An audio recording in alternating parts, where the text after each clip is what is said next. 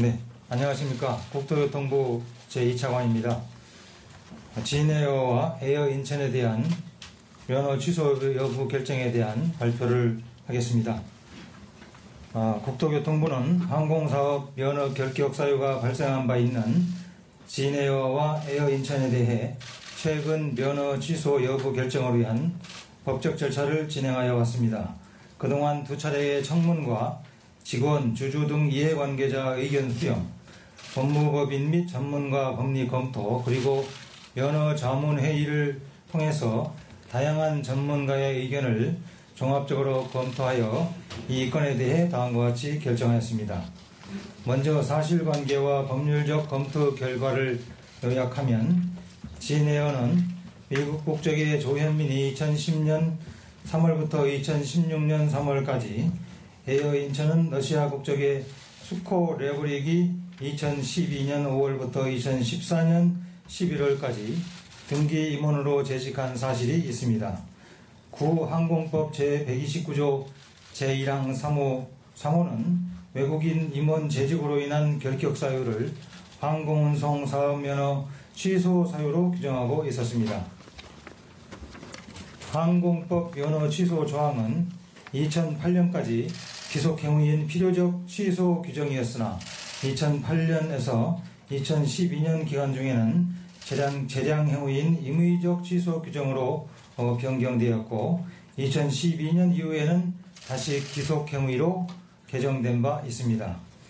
이와 같이 면허 결격 사유가 임의적 취소 사유와 필요적 취소 사유에 걸쳐 있는 경우에 대다수의 법률 자문가들은 행정청이 면허 취소 여부를 판단할 때에 공익과 사익 간 비교 형량을 충분히 하여야 한다는 판례의 입장을 고려할 필요가 있다는 의견을 제시하였습니다.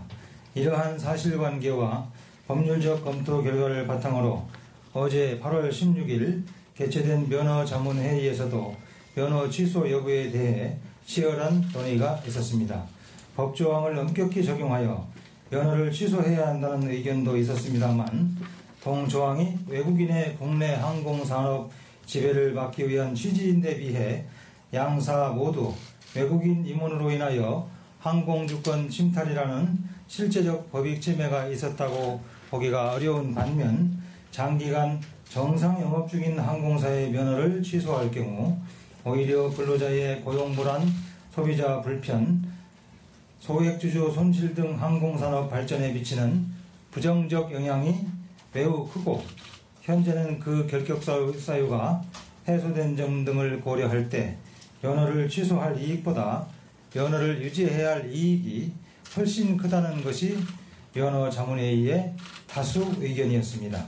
그러나 면허를 취소하지 않더라도 갑질 문의를 일으킨 진에어에 대해서는 경영을 정상화하도록 하기 위하여 특단의 조치가 필요하다는 의견이 있었습니다.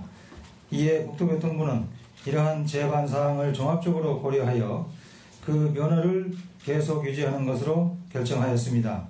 이는 면허 취소로 달성 가능한 이익보다 근로자 예약객 소액주주 및 업계 피해 등 사회 경제적인 부정적 파급 효과가 더 크다고 판단하였기 때문입니다.